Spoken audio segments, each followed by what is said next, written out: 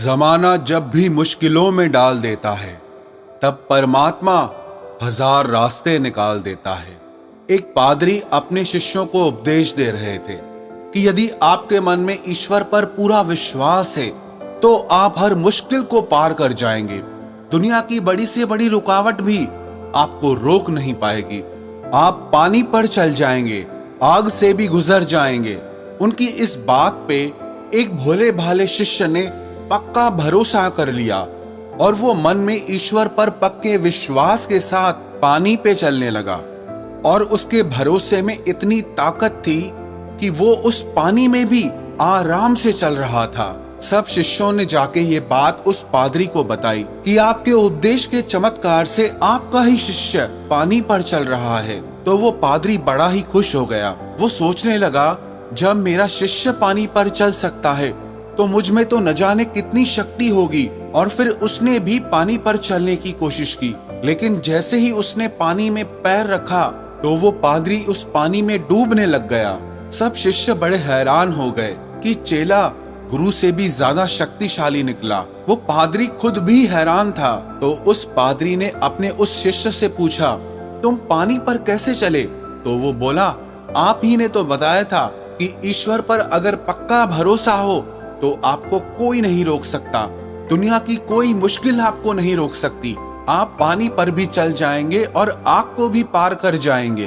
बस उसी बात पर मैंने पक्का विश्वास कर लिया और मैं आसानी से पानी में चलने लगा। तब उस पादरी को एक बात समझ आई कि मुझे अपनी ही बात पर खुद ही पक्का भरोसा नहीं था। हम भी प्रार्थनाएं तो करते हैं, पर अपनी ही प्रार्थनाओं पर हमें विश्वास नहीं होता कि वो पूरी भी होंगी या नहीं होंगी। प्रार्थना भी करते हैं और साथ ही साथ चिंता भी करते हैं। If you worry it means you don't pray, and if you prayed then why do you worry. अगर आपने प्रार्थना की है तो फिर चिंता क्यों करते हो? तो फिर आपने प्रार्थना पूरे विश्वास के साथ नहीं की है। वो एक कहानी नहीं सुनी आपने कि एक गांव में अकाल पड़ा, सब लोग पानी को तरसने लगे। उस गांव के लोगों ने मिलकर ये फैसला किया कि हम यज्ञ करेंगे और देवताओं को प्रसन्न करके गांव में बारिश करवाएंगे। दूसरे दिन उस गांव में यज्ञ रखवाया गया। सारे गांव वाले मिलकर उस यज्ञ में जाने लगे, लेकिन एक छोटा सा बालक अपने हाथ में एक छतरी लेकर जाने लगा। तो लोगों ने उससे पूछा कि तुम अपने हाथ में ये छतरी क्यों लेकर आए हो? तो वो बालक कहने लगा कि आप लोगों ने ही तो आज यज्ञ रखा है देवताओं को प्रसन्न करने के लिए, ताकि वो इस गांव पर बारिश करें। अब आप यज्ञ करोगे, देवता प्रसन्न होंगे, तो जब बारिश गिरेगी तो सब भीग जाएंगे। और उस बारिश से बचने के लिए ही मैंने ये छाता अपने हाथ में लिया है। कहते हैं उस दिन वो देवता उस यज्ञ से प्रसन्न नहीं हुए, लेकिन उस छोटे से बालक के विश्वास से प्रसन्न हो गए। कहते हैं ना, अगर विश्वास सच्चा और पक्का हो तो वो विश्वास पर्वतों को हिलाने की भी ताकत रखता है। इस विश्वास में इतनी ताकत है, कई बार बड़े बड़े आध्यात्मिक लोग पीछे रह जाते हैं और भोले भाले लोग आसानी से मंजिल पर पहुंच जाते हैं। चतुराई चौपट करे, ज्ञानी गोता खाए, भोले भाले भक्त को जल्दी प्रभु मिल जाए।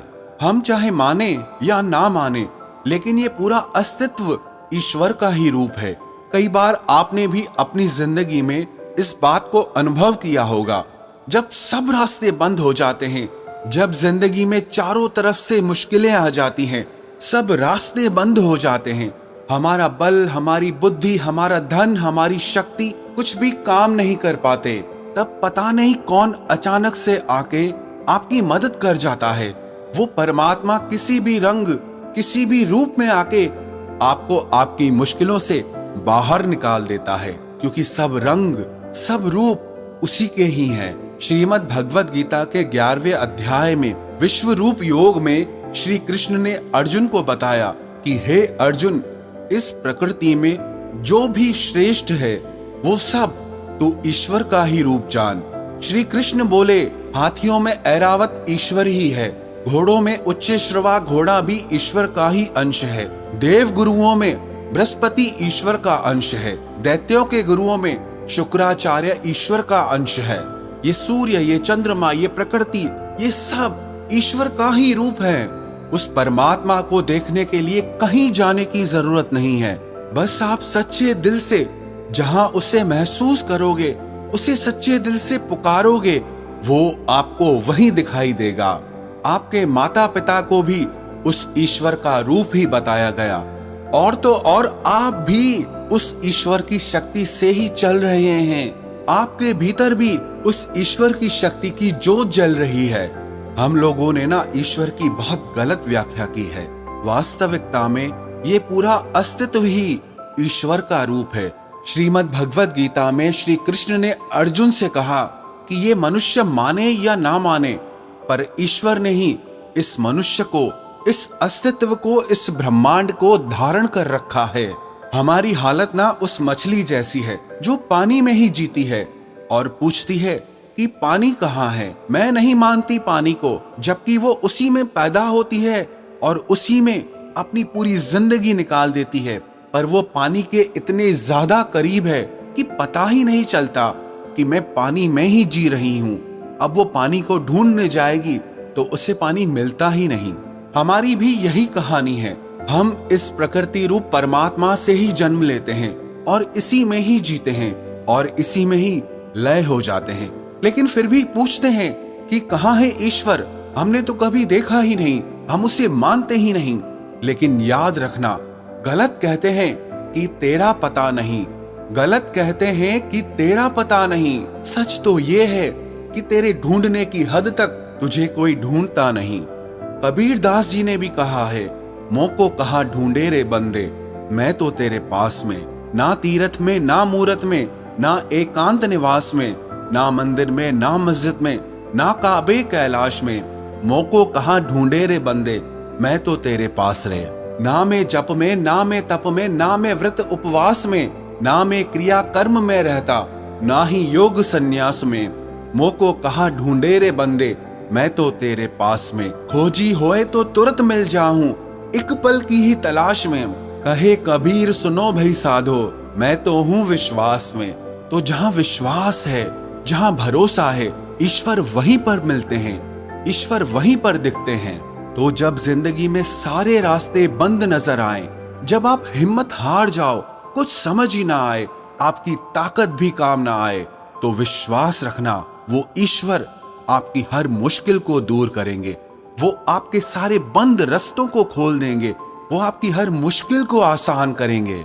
Money says earn me and forget everything, time says follow me and forget everything, future says struggle for me and forget everything, and God says just remember me and I will give you everything.